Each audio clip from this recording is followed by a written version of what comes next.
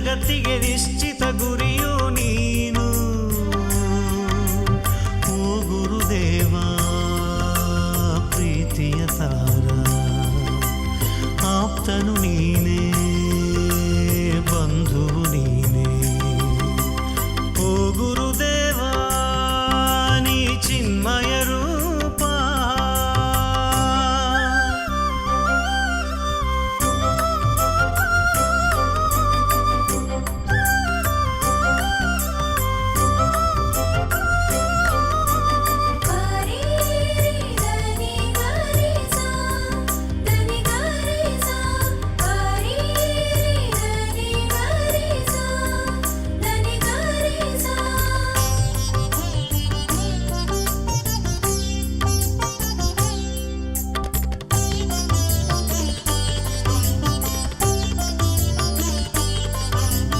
ಸತ್ಯದರ್ಶಕ ನೀನೆ, ಸತ್ಯಪೂರ್ಣನು ನೀನೆ, ಸರ್ವವ್ಯಾಪಿಯು ನೀನೆ, ವಿಶ್ವಜ್ಯೋತಿಯು ನೀನೆ. ಸತ್ಯದರ್ಶಕ ನೀನೆ, ಸತ್ಯಪೂರ್ಣನು ನೀನೆ, ಸರ್ವವ್ಯಾಪಿಯು ನೀನೆ, ವಿಶ್ವಜ್ಯೋತಿಯು ನೀನೆ. ಶಾಂತಿದಾತನು ನೀನೆ, ಆತ್ಮಪ್ರಿಯ ನೀನೆ, ಮುಕ್ತಿದಾಯಕ ನೀನೆ, ಹೃದಯವಂತ ನೀನೆ. ನೀ ಜೀವ ಭಾವ ನೀನೆ ದೇವ. ಜನತಾ ಕನ್ನಡ ವಾಹಿನಿಯ ವೀಕ್ಷಕರಿಗೆ ಮೈತ್ರಿ ಕ್ರಿಯೇಷನ್ಸ್ ಅರ್ಪಿಸುವ ದಿವ್ಯಾಶೀರ್ವಾದ ಕಾರ್ಯಕ್ರಮಕ್ಕೆ ಆದರದ ಸುಸ್ವಾಗತಗಳು. ಇಂದು ಭಾನುವಾರವಾಗಿದೆ, ವಾರದ ಮೊದಲನೆಯ ದಿವಸ. ಸಮಾಧಿಯನ್ನು ಯೇಸು ಕರ್ತನು ಜಯಿಸಿ ಮೃತ್ಯುಂಜಯನಾಗಿ ಎದ್ದು ಬಂದಿದ್ದಾನೆ. ಕ್ರೈಸ್ತ ಪ್ರಪಂಚಕ್ಕೆ ವಿಶೇಷವಾದಂಥ ಈ ದಿವಸ ಆರಾಧನೆಗಾಗಿ ಸಾಮೂಹಿಕವಾಗಿ ಸಭೆಯಾಗಿ ಕೂಡಿ ಬಂದು ಜೀವಸ್ವರೂಪನಾದ ದೇವರನ್ನು ಕೊಂಡಾಡುವಂಥ ದಿವಸ. ಬನ್ನಿರಿ ವೀಕ್ಷಕರೇ, ನಮ್ಮೊಂದಿಗೆ ನೀವು ಸಹಿತ ಈ ಜೀವಸ್ವರೂಪನಾದ ದೇವರನ್ನು ಆರಾಧಿಸೋಣ. ಬನ್ನಿರಿ, ನಮ್ಮ ನಿರ್ಮಾಣಕನಾದ ಯೆಹೋವನಿಗೆ ಸಾಷ್ಟಾಂಗವೆರಗಿ ಆರಾಧಿಸೋಣ.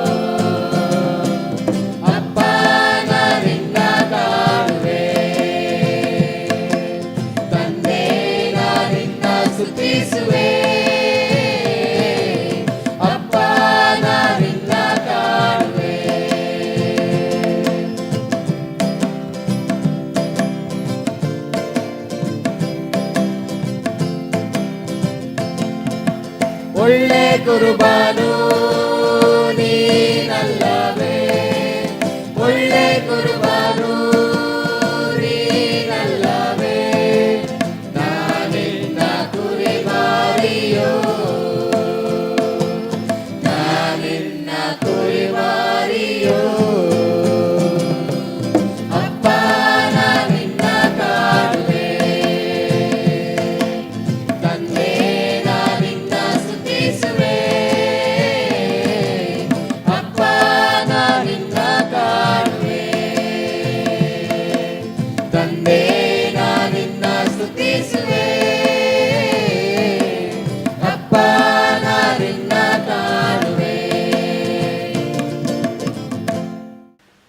ದಿವಸದ ವಾಕ್ಯ ಅಧ್ಯಯನಕ್ಕಾಗಿ ಆರಿಸಿಕೊಂಡಿರುವ ದೇವರ ವಾಕ್ಯದ ಭಾಗವು ಮೊದಲನೇ ಪೇತ್ರನ ಗ್ರಂಥ 4ನೇ ಅಧ್ಯಾಯ 7ರಿಂದ 11ನೇ ವಚನದವರೆಗೂ.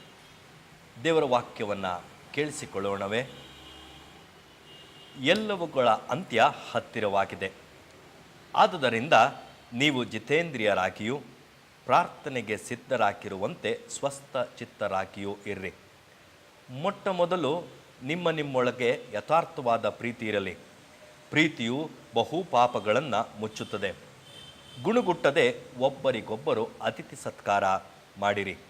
ನೀವೆಲ್ಲರೂ ದೇವರ ವಿವಿಧ ಕೃಪೆಯ ವಿಷಯದಲ್ಲಿ ಒಳ್ಳೆ ಮನೆವಾರ್ತೆಯವರಾಗಿದ್ದು, ಪ್ರತಿಯೊಬ್ಬನೂ ತಾನು ಹೊಂದಿದ ಕೃಪಾವರವನ್ನು ಎಲ್ಲರ ಸೇವೆಯಲ್ಲಿ ಉಪಯೋಗಿಸಲಿ.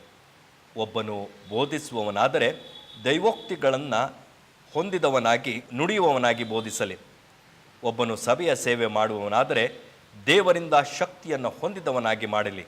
ಇದರಿಂದ ಎಲ್ಲದರಲ್ಲಿ ಯೇಸುಕ್ರಿಸ್ತನ ಮೂಲಕ ದೇವರಿಗೆ ಸ್ತೋತ್ರ ಉಂಟಾಗುವುದು. ಪ್ರಿಯ ವೀಕ್ಷಕರೇ, ಕಳೆದ ವಾರ ಇದೇ ಭಾಗವಾಗಿ ನಾವು ಅಧ್ಯಯನ ಮಾಡಿದ್ದೆವು. ಅದೇ ವಾಕ್ಯದ ಭಾಗವನ್ನು ನಾವು ಪಾರಾಯಣವಾಗಿ ಕೇಳಿಸಿಕೊಂಡಿದ್ದೆವು. ಈ ವಾರ ಮುಂದುವರೆದ ಭಾಗವನ್ನು ಕೇಳಿಸಿಕೊಳ್ಳೋಣ. ಕಳೆದ ವಾರದಲ್ಲಿ ಪ್ರಾರ್ಥನೆಯ ಕುರಿತು ನಾವು ಧ್ಯಾನಿಸಿದ್ದೆವು. ಈ ವಾರದಲ್ಲಿ ಪ್ರೀತಿಯನ್ನು ಕುರಿತು ನಾವು ಧ್ಯಾನಿಸುವವರಾಗೋಣ. ಆ ಕುರಿತು ದೇವರ ವಾಕ್ಯದ ಭಾಗವನ್ನು ಕೇಳಿಸಿಕೊಳ್ಳೋಣ. ಪ್ರಿಯರೇ, ಈ ವಾರದ ಧ್ಯಾನಕ್ಕಾಗಿ ಆರಿಸಿಕೊಂಡಿರುವ ದೇವರ ವಾಕ್ಯದ ಭಾಗವು ಮೊದಲನೇ ಪೇತ್ರನ ಗ್ರಂಥ 4ನೇ ಅಧ್ಯಾಯ 7ರಿಂದ 11ನೇ ವಚನದವರೆಗೂ. ದೇವರ ವಾಕ್ಯದ ಭಾಗವನ್ನು ಕೇಳಿಸಿಕೊಳ್ಳೋಣ. ಎಲ್ಲವುಗಳ ಅಂತ್ಯವು ಹತ್ತಿರವಾಗಿದೆ. ಆದುದರಿಂದ ನೀವು ಜಿತೇಂದ್ರಿಯರಾಗಿಯೂ ಪ್ರಾರ್ಥನೆಗೆ ಸಿದ್ಧವಾಗಿರುವಂತೆ ಸ್ವಸ್ಥ ಚಿತ್ತರಾಗಿಯೂ ಇರ್ರಿ. ಮೊಟ್ಟ ಮೊದಲು ನಿಮ್ಮೊಳಗಡೆ ಯಥಾರ್ಥವಾದ ಪ್ರೀತಿ ಇರಲಿ. ಪ್ರೀತಿಯು ಬಹು ಪಾಪಗಳನ್ನು ಮುಚ್ಚುತ್ತದೆ. ಗುಣಗುಟ್ಟದೆ ಒಬ್ಬರಿಗೊಬ್ಬರು ಅತಿಥಿ ಸತ್ಕಾರ ಮಾಡಿರಿ. ನೀವೆಲ್ಲರೂ ದೇವರ ವಿವಿಧ ಕೃಪೆಯ ವಿಷಯದಲ್ಲಿ ಒಳ್ಳೆ ಮನೆವಾರ್ತೆಯವರಾಗಿದ್ದು, ಪ್ರತಿಯೊಬ್ಬನೂ ತಾನು ಹೊಂದಿದ ಕೃಪಾವರವನ್ನು ಎಲ್ಲರ ಸೇವೆಯಲ್ಲಿ ಉಪಯೋಗಿಸಲಿ. ಒಬ್ಬನು ಬೋಧಿಸುವವನಾದರೆ ದೈವೋಕ್ತಿಗಳನ್ನು ನುಡಿಯುವವನಾಗಿ ಬೋಧಿಸಲಿ. ಒಬ್ಬನು ಸಭೆಯ ಸೇವೆ ಮಾಡುವವನಾದರೆ ದೇವರಿಂದ ಶಕ್ತಿಯನ್ನು ಹೊಂದಿದವನಾಗಿ ಮಾಡಲಿ. ಇದರಿಂದ ಎಲ್ಲದರಲ್ಲಿ ಯೇಸು ಕ್ರಿಸ್ತನ ಮೂಲಕ ದೇವರಿಗೆ ಸ್ತೋತ್ರ ಉಂಟಾಗುವುದು. ಯೇಸು ಕ್ರಿಸ್ತನಿಗೆ ಆಧಿಪತ್ಯವೂ ಘನವೂ ಯುಗ ಯುಗಾಂತರಗಳಲ್ಲಿಯೂ ಇರುವವು. ಆಮೇನ್ ಎಂಬುವುದೇ.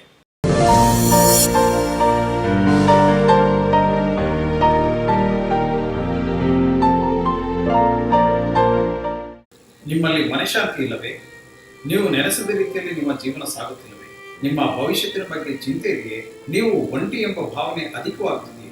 ಚಿಂತಿಸಬೇಡಿ. ನಿಮ್ಮ ಎಲ್ಲಾ ಸಮಸ್ಯೆಗಳಿಗೆ ದೇವಕುಮಾರನಾದ ಪ್ರಭು ಕ್ರಿಸ್ತನಲ್ಲಿ ಉತ್ತರವಿದೆ. ನಿಮಗಾಗಿ ನಾವು ಪ್ರಾರ್ಥಿಸುತ್ತೇವೆ. ಉಚಿತ ಕರೆಗಳಿಗಾಗಿ ಸಂಪರ್ಕಿಸಿ. ಮೈತ್ರಿ ಪ್ರಾರ್ಥನಾ ಗೋಪುರ. ಮೈತ್ರಿ ಕ್ರಿಯೇಷನ್ಸ್ ರವರ ನೂತನ ಚಿಂತನ ಮಂಥನ ಕಾರ್ಯಕ್ರಮ ದಿವ್ಯಾಶೀರ್ವಾದ ನಿಮ್ಮ ನೆಚ್ಚಿನ ಜನತಾ ಕನ್ನಡ ವಾಹಿನಿಯಲ್ಲಿ ಏಪ್ರಿಲ್ 7ರಿಂದ ಪ್ರತಿದಿನ ಮುಂಜಾನೆ 6:30ರಿಂದ 7 ಗಂಟೆವರೆಗೆ. ಸೋಮವಾರ ಮಹಿಳೆಯರಿಗಾಗಿ,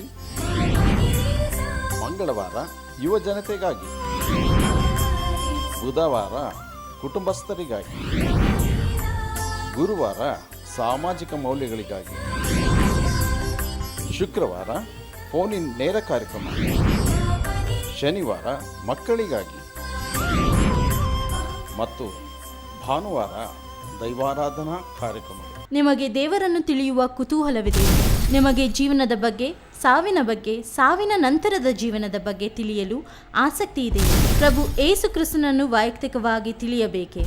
ಉಚಿತ ಪುಸ್ತಕಗಳಿಗಾಗಿ ಹಾಗೂ ಸಂದೇಹ ಸಮಾಲೋಚನೆಗಳಿಗಾಗಿ ಸಂಪರ್ಕಿಸಿ.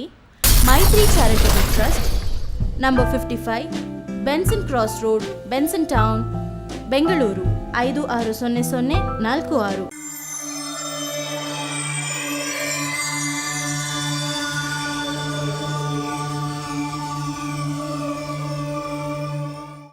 ಈಗ ದೇವರ ವಾಕ್ಯದ ಅಧ್ಯಯನಕ್ಕೆ ನಾವು ಹೋಗೋಣ. ಕಳೆದ ವಾರದಲ್ಲಿ ಪ್ರಾರ್ಥನೆಯ ಕುರಿತು ನಾವು ಧ್ಯಾನಿಸಿದ್ದೆವು. ಸ್ವಸ್ಥ ಚಿತ್ತರಾಗಿ ಪ್ರಾರ್ಥಿಸುವುದು, ಜಿತೇಂದ್ರಿಯರಾಗಿ ಪ್ರಾರ್ಥಿಸುವುದರ ಕುರಿತು ಮಾರ್ಕನ ಸುವಾರ್ತೆ 10ನೇ ಅಧ್ಯಾಯದ 46ನೇ ವಚನದಿಂದ ಆ ಅಧ್ಯಾಯ ಮುಗಿಯುವುದರ ಒಳಗೆ ಬಾರ್ತಿಮಯನ ಪ್ರಾರ್ಥನೆಯನ್ನು ಧ್ಯಾನಿಸಿದ್ದೆವು. ನಾನು ಎನಿಸ್ತೇನೆ ನಿಮ್ಮೆಲ್ಲರಿಗೂ ಆಶೀರ್ವಾದದಾಯಕವಾದಂಥ ಧ್ಯಾನದ ಸಮಯವಾಗಿತ್ತು ಎಂಬುದಾಗಿ. ಅನೇಕರ ಪ್ರಾರ್ಥನೆಗಳು ಕೂಡ ಉತ್ತರವಾಗಿರಬಹುದು ನಂಬಿ ನಾನು ದೇವರಿಗೆ ಸ್ತೋತ್ರ ಸಲ್ಲಿಸ್ತೇನೆ. ಈ ವಾರದಲ್ಲಿ ಅದರ 2ನೇ ಅಂಶವನ್ನು ನಾವು ಧ್ಯಾನಿಸಲಿಕ್ಕೆ ಹೋಗ್ತೇವೆ. ಪ್ರಾರಂಭದಲ್ಲೇ 4 ಅಂಶಗಳನ್ನು ನಿಮ್ಮ ಮುಂದೆ ನಿಮ್ಮ ನೆನಪಿಗಾಗಿ ನುಡಿಯುತ್ತೇನೆ. ಅಂತ್ಯ ಹತ್ತಿರವಾಗಿರುವಾಗ ನಾವು ಏನು ಮಾಡಬೇಕು ಎಂಬುದಾಗಿ ಪೇತ್ರನು ತಿಳಿಸುತ್ತಾನೆ. ಅಂತ್ಯ ಹತ್ತಿರವಾಗಿರುವಾಗ ನಾವು ಪ್ರಾರ್ಥಿಸಬೇಕು. ಅಂತ್ಯ ಹತ್ತಿರವಾಗಿರುವಾಗ ನಾವು ಪ್ರೀತಿಸಬೇಕು, ಅತಿಥಿ ಸತ್ಕಾರ ಮಾಡಬೇಕು, ನಮಗೆ ದೊರಕಿರುವ ಕೃಪಾವರವನ್ನು ಉಪಯೋಗಿಸುವವರಾಗಿರಬೇಕು. ಎಲ್ಲ 4 ಅಂಶಗಳನ್ನು ಹೇಗೆ ಮಾಡಬೇಕೆಂಬುದಾಗಿ ಪೇತ್ರನು ನಮಗೆ ಸಲಹುತ್ತಾನೆ. ಪ್ರಾರ್ಥನೆ ಹೇಗೆ ಮಾಡಬೇಕು ಕಳೆದ ವಾರದಲ್ಲಿ ನೀವು ಕೇಳಿಸ್ಕೊಂಡಿದ್ದೀರಾ. ಪ್ರೀತಿ ಹೇಗೆ ಪ್ರೀತಿಸಬೇಕು ಎಂಬುದಾಗಿ ಪೇತ್ರನು ನಮ್ಮನ್ನು ಎಚ್ಚರಿಸ್ತಾನೆ. ಹೇಗೆ ಪ್ರೀತಿಸಬೇಕಂದ್ರೆ ನಮ್ಮೊಳಗಡೆ ಯಥಾರ್ಥವಾದ ಪ್ರೀತಿ ಇರಲಿ.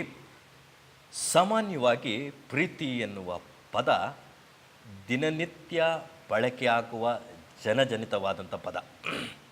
ಅದು ಮಾಧ್ಯಮಗಳಲ್ಲಿರ್ಬೋದು, ಪತ್ರಿಕೆಗಳಲ್ಲಿರ್ಬೋದು, ಜಾಗತಿಕವಾಗಿ ಹೆಚ್ಚು ಬಳಕೆಯಲ್ಲಿರುವಂಥ ಒಂದು ವಿಷಯ ಮತ್ತು ಪದ. ಆದರೆ ದೇವರ ವಾಕ್ಯ ತನ್ನದೇ ಆದಂಥ ವ್ಯಾಖ್ಯಾನದೊಂದಿಗೆ ಈ ಪ್ರೀತಿ ಎಂಬ ಪದ ಪ್ರಸ್ತಾಪಗಳನ್ನು, ವಿಷಯ ಪ್ರಸ್ತಾಪನೆಗಳನ್ನು ಮಾಡುತ್ತಾ ಬರುತ್ತದೆ. ದೇವರ ವಾಕ್ಯದಲ್ಲಿ ಹಲವಾರು ಉದಾಹರಣೆಗಳಿದೆ.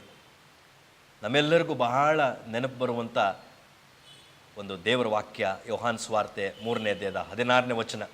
ದೇವರ ಲೋಕದ ಮೇಲೆ ಎಷ್ಟೋ ಪ್ರೀತಿಯನ್ನಿಟ್ಟು ತನ್ನ ಒಬ್ಬನೇ ಮಗನನ್ನು ಕೊಟ್ಟನು ಎಂಬುದಾಗಿ. ಹೀಗೆ ಈ ಪ್ರೀತಿಯನ್ನು ಕುರಿತು ಇವತ್ತು ನಮ್ಮ ಧ್ಯಾನಕ್ಕೆ ನಾವು ಹಲವಾರು ಸಂಗತಿಗಳನ್ನು ಸತ್ಯವೇದದುದ್ದಕ್ಕೂ ನಾವು ನೆನಪಿಸಿಕೊಳ್ಳೋಣ. ತಾಯಿ ಅಕ್ಕರೆಯಿಂದ ತನ್ನ ಮಮತೆಯನ್ನು ವ್ಯಕ್ತಪಡಿಸಲು ಪ್ರೀತಿ ಎಂಬುದಾಗಿ ತಿಳಿದು ಯೇಸು ಕರ್ತನ ಬಳಿ ತನ್ನ ಮಕ್ಕಳಿಗೋಸ್ಕರ ಒಂದು ಪ್ರಾರ್ಥನೆಯನ್ನು, ಒಂದು ಬೇಡಿಕೆಯನ್ನು ತಂದಿಡ್ತಾಳೆ. ಯೇಸು ಕರ್ತನಿಗೆ ಈ ಭೂಲೋಕದಲ್ಲಿ 12 ಮಂದಿ ಶಿಷ್ಯರಿದ್ದರು. ಅದರಲ್ಲಿ ಜೆಬದಾಯನ ಮಕ್ಕಳು ಯಾಕೋಬ ಮತ್ತು ಯೋಹಾನ. ಈ ಮಕ್ಕಳ ತಾಯಿ ಯೇಸುವಿನ ಬಳಿಗೆ ಒಮ್ಮೆ ಬಂದು ಒಂದು ವಿಚಿತ್ರವಾದ ಬೇಡಿಕೆಯನ್ನು ಇಡ್ತಾರೆ. ಆ ಬೇಡಿಕೆ ಹೇಗಿದೆ ಅಂದರೆ ಅದು ಮಾರ್ಕನ ಸುವಾರ್ತೆ 10ನೇ ಅಧ್ಯಾಯದಲ್ಲಿ ದಾಖಲಾಗಿದೆ. ಆ ಬೇಡಿಕೆ ಏನಂದರೆ, ಯೇಸುವೆ, ನೀನು ವೈಭವದೊಡನೆ ನಿನ್ನ ರಾಜ್ಯದಲ್ಲಿ ಅಥವಾ ನೀನು ಬರುವಾಗ ನನ್ನ ಮಕ್ಕಳು ಅಂದರೆ ಯಾಕೋಬ ಯೋಹಾನನಿಗೆ ಪ್ರಮುಖ ಸ್ಥಾನವನ್ನು ಕೊಡಬೇಕು. ನಿನ್ನ ಪಕ್ಕದಲ್ಲಿ ಒಂದು ಪ್ರಮುಖ ಸ್ಥಾನವನ್ನು ಕೊಡಬೇಕು. ನೋಡಿ ವೀಕ್ಷಕರೇ, ತಾಯಿಯ ಮಮತೆ, ಮಕ್ಕಳ ಮೇಲೆ ತಾಯಿಗಿರುವಂಥ ಅಕ್ಕರೆ ಈ ಬೇಡಿಕೆಯಲ್ಲಿ ಪ್ರಸ್ತಾಪವಾಗುತ್ತಾ ಇದೆ. ಆದರೆ ಯೇಸು ಕ್ರಿಸ್ತನು ಅದಕ್ಕೆ ಯಾವ ರೀತಿಯಲ್ಲಿ ಪ್ರತಿಕ್ರಿಯಿಸ್ತಾನೆ? ಭಾಳ ಆಶ್ಚರ್ಯವಾದಂಥ ಒಂದು ಸಂಗತಿ. ಅಮ್ಮ, ನೀನು ಏನು ಬೇಡಿಕೊಳ್ಳುತ್ತಾ ಇದೆಯೋ ನಿನಗೆ ತಿಳಿಯದಮ್ಮ. ಒಂದು ವೇಳೆ ನೀನು ಬೇಡಿಕೊಂಡದ್ದು ನನ್ನಿಂದ ಕೊಡಲು ಸಾಧ್ಯವಿಲ್ಲ, ಅದು ತಂದೆಗೆ ಮಾತ್ರ ಗೊತ್ತು. ನೀವೇನು ಬೇಡಿಕೊಂಡಿದ್ದೀರೋ ನಿಮಗೆ ಗೊತ್ತಿದೆಯಾ ಎಂಬುದಾಗಿ ಕೇಳ್ತಾನೆ. ನಾನು ಹಾದು ಹೋಗುವ ಕಷ್ಟಾನುಭವಗಳನ್ನು ನೀವು ಹಾದು ಹೋಗುತ್ತೀರಾ ಪ್ರಶ್ನಿಸ್ತಾನೆ. ಆದರೆ ಯಾವ ಪರಿವಿಲ್ಲದೆ ಹೌದು ನಾವು ಹಾದು ಹೋಗುತ್ತೇವೆ ಎಂಬುದಾಗಿ ತಾಯಿಯೊಂದಿಗೆ ಮಕ್ಕಳು ಕೂಡ ಧ್ವನಿಗೂಡಿಸ್ತಾರೆ. ನೋಡಿ, ತಾಯಿಯ ಅಕ್ಕರೆಯ ಒಂದು ಕೂಗು ಅಥವಾ ಒಂದು ಪ್ರಾರ್ಥನೆ ಮಕ್ಕಳ ಕುರಿತು.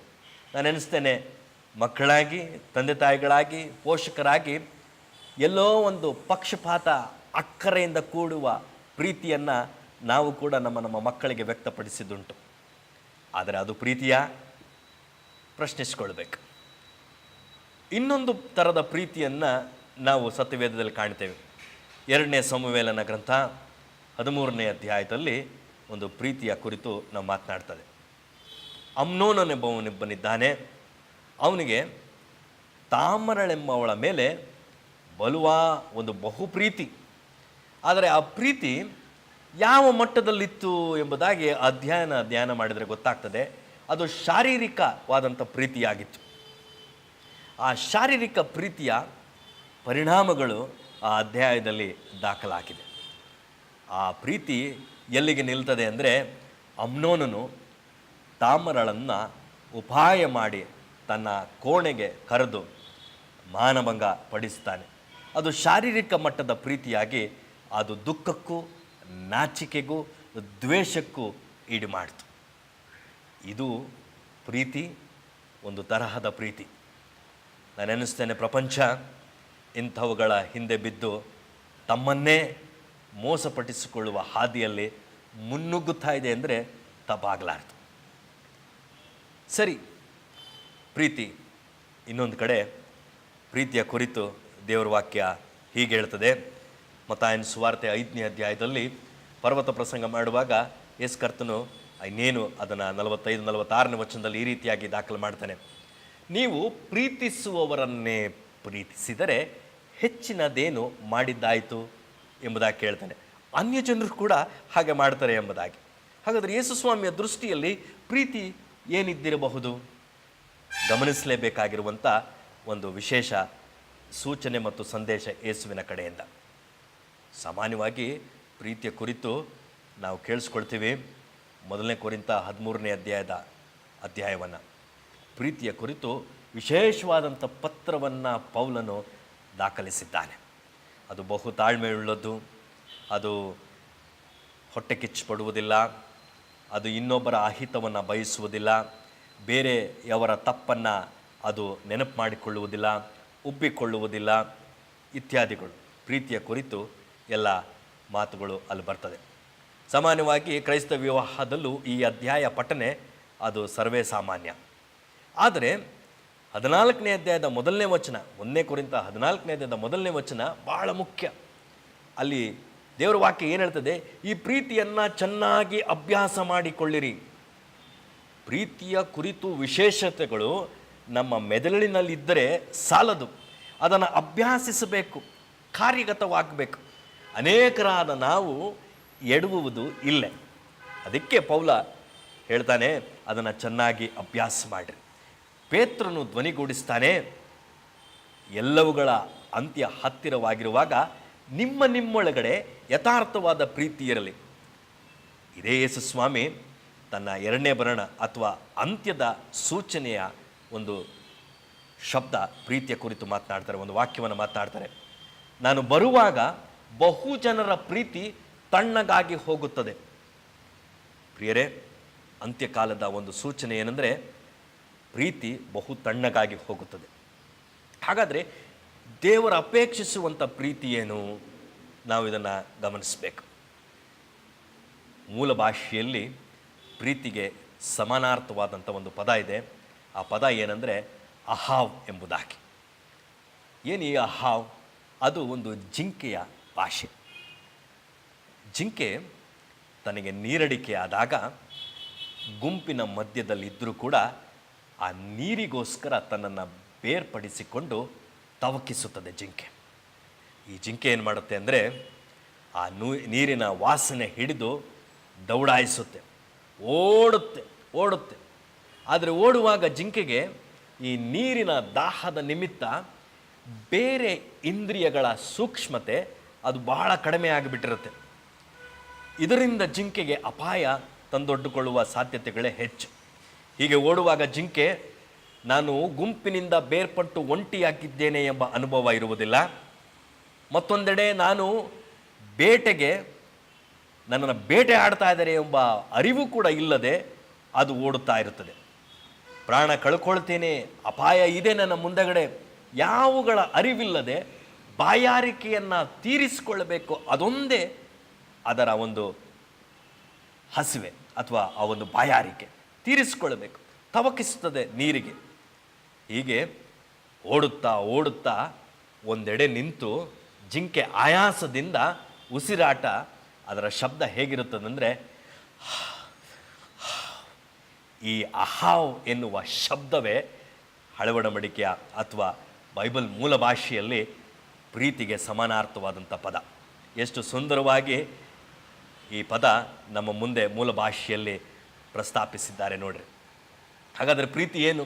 ದೇವರ ವಾಕ್ಯದ ಪ್ರಕಾರ, ದೇವರ ವಾಕ್ಯ ಅಥವಾ ದೇವರ ದೃಷ್ಟಿ, ದೇವರ ಹೃದಯದ ಪ್ರಕಾರ ಪ್ರೀತಿ ಏನು?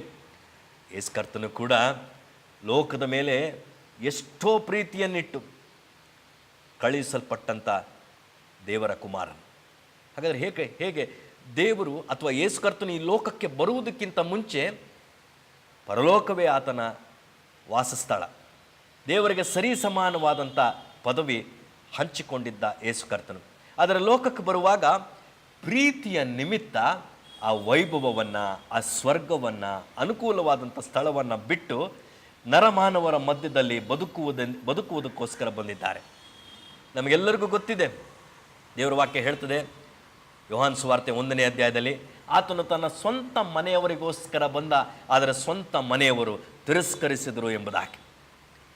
ಯೇಸು ಕರ್ತನು ಹುಟ್ಟಿದಂದಿನಿಂದ ಶಿಲುಬೆಗೆ ಏರುವವರೆಗೂ ದೇವರ ವಾಕ್ಯ ದಾಖಲಿಸ್ತದೆ, ಸುಮಾರು 12 ಬಾರಿ ಕೊಲೆಗೆ ಯತ್ನ ನಡೆದಿದೆ ಈ ಯೇಸುವಿನ ಮೇಲೆ. ಅನೇಕರು ಯೇಸುವನ್ನು ತುಚ್ಛೀಕರಿಸಿದ್ದಾರೆ, ತಿರಸ್ಕರಿಸಿದ್ದಾರೆ, ಕಲ್ಲುಗಳನ್ನೆತ್ತು ಹೊಡಿಲಿಕ್ಕೆ ಮುಂದೆ ಬಂದಿದ್ದಾರೆ.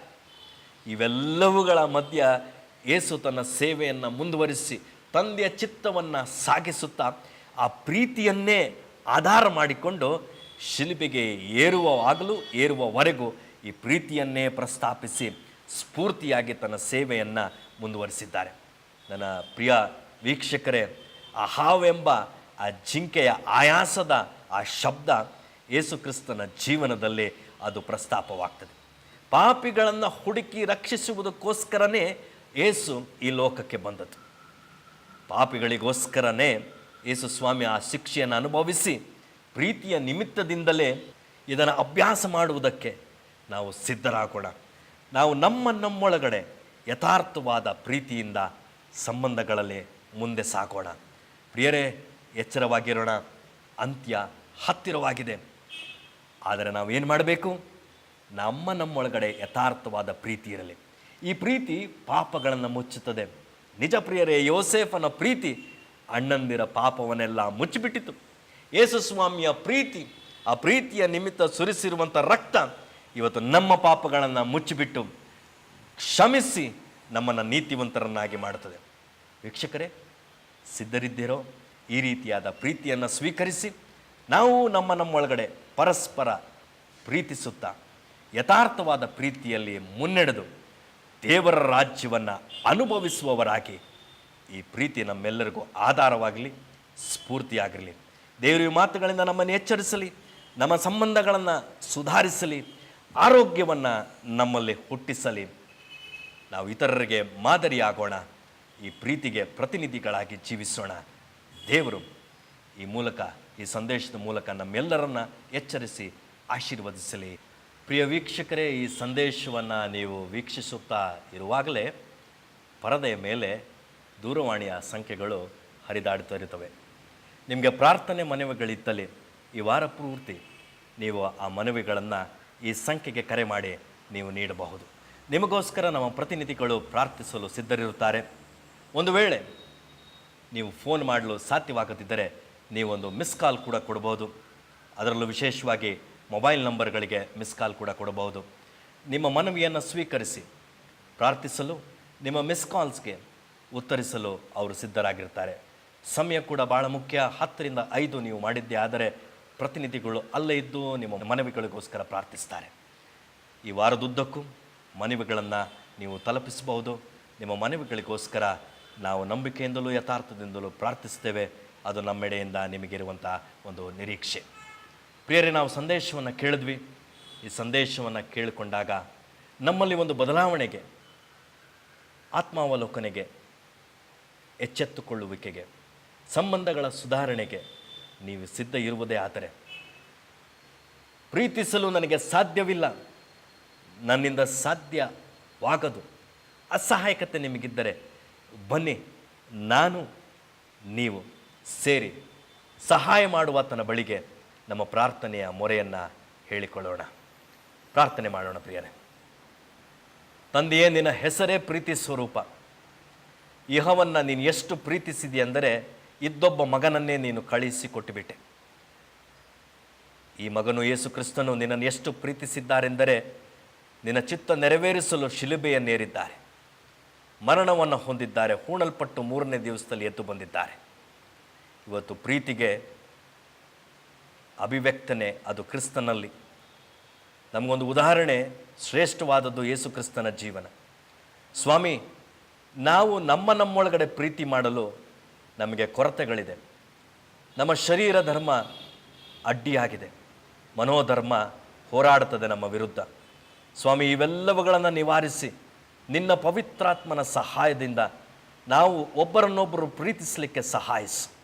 ಯಥಾರ್ಥವಾಗಿ ಪ್ರೀತಿಸುತ್ತಾ, ನಾವು ಒಬ್ಬರನ್ನೊಬ್ಬರು ಕ್ಷಮಿಸುತ್ತಾ, ಸಹಿಸಿಕೊಳ್ಳುತ್ತಾ, ಇನ್ನೊಬ್ಬರ ಅಪರಾಧಗಳನ್ನು ನಮ್ಮ ಲೆಕ್ಕದಲ್ಲಿ ಹಾಕಿಕೊಳ್ಳದೆ, ನೆನಪು ಮಾಡಿಕೊಳ್ಳದೆ, ತಾಳ್ಮೆಯಿಂದ ಹೊಟ್ಟೆ ಕಿಚ್ಚು ಪಡದೆ ಪ್ರೀತಿಸುವಂತೆ ನಮ್ಮೆಲ್ಲರಿಗೂ ಕರ್ತನೆ ನಿನ್ನ ಕೃಪೆಯನ್ನು ಧಾರಾಳವಾಗಿ ಅನುಗ್ರಹಿಸಿ ದೇವರ ರಾಜ್ಯವನ್ನು ಜೀವಂತವಾಗಿ ನಾವು ಅನುಭವಿಸುವಂತೆ ಸಹಾಯಿಸಬೇಕೆಂದು ಯೇಸು ಕರ್ತನ ಹೆಸರಿನಲ್ಲಿ ಪ್ರಾರ್ಥನೆಯನ್ನು ಬೇಡಿ ಹೊಂದಿದ್ದೇನೆ ತಂದೆಯೇ, ಆಮೇನ್. ಓಕೆ ವೀಕ್ಷಕರೇ, ಈ ವಾರದುದ್ದಕ್ಕೂ ದೇವರು ತನ್ನ ಪ್ರೀತಿಯಲ್ಲಿ ನಿಮ್ಮ ಮೇಲೆ ಸುರಿಸಲಿ, ಸಂರಕ್ಷಿಸಲಿ, ದೇವರ ರಾಜ್ಯದ ಅನುಭವದೊಂದಿಗೆ ನಿಮ್ಮನ್ನು ಸಂಪೂರ್ಣತೆಗೆ ನಡೆಸಲಿ. ಆಮೇನ್.